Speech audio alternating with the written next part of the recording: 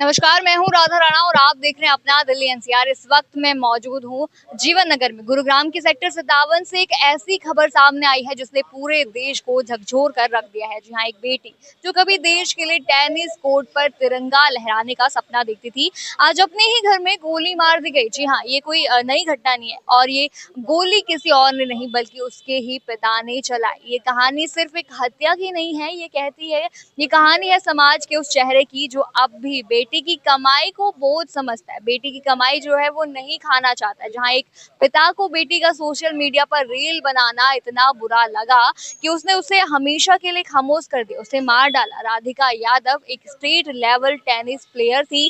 चोट लगने के बाद उन्होंने बच्चों को ट्रेनिंग देना शुरू करा था, अपनी टेनिस अकादमी खोली और सोशल मीडिया पर एक्टिव रहने लगी। जी हाँ, लेकिन ये बातें जो है उनके पिता को जो है वो नागवार गुजरी, उनको पसंद नहीं आई। गांव वालों की बातें, ताने और समाज की सोच, शायद इसी ने मिलकर एक बाप को कातिल बना दिया। जी हाँ, चलिए जानते हैं लोग क्या सोचते हैं। नहीं, ऐसा कुछ नहीं है। अगर माँ बाप बच्चों को पढ़ाते हैं, अगर उनके ऊपर खर्च करते हैं तो उनका हक भी है बच्चों के पैसे खाना या कमाई खानी। गलत नहीं है, ऐसा कुछ नहीं है। आप क्या सोचते हो बेटी की कमाई पे? नहीं, बेटी की कमाई और बेटे की कमाई बराबर है।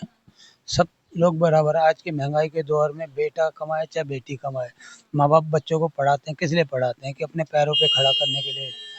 ये नहीं कि बाप जो है बेटी की उम्र भर कमाई खाएगा।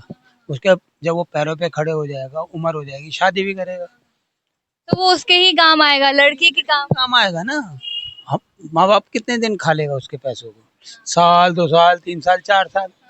वो अपने पैरों पे खड़े हो जाएगी, शादी हो जाएगी, अपने घर चली जाएगी, तो वो खुद अपने पैरों पे खड़ी रहेगी ना, किसी के ऊपर आस्तिक नहीं रहेगी। ये है कि उसको ऐसा नहीं करना चाहिए था।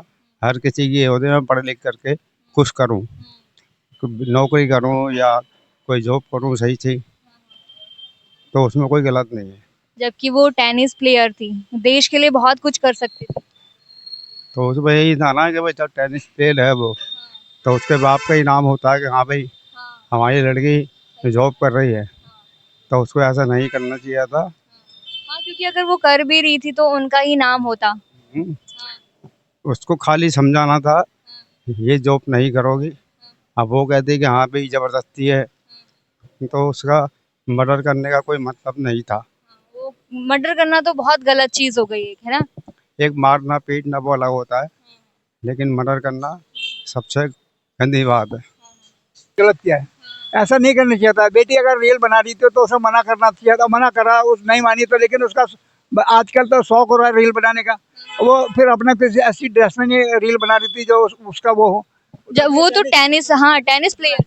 टेनिस प्लेयर दिया और उसमें वो जो फोटो देखिए ना, हमारे को तो उसमें कोई गलत नहीं लिखो, कोई वैसी नहीं लगी। बर्थडे फोटो थी नहीं उसकी।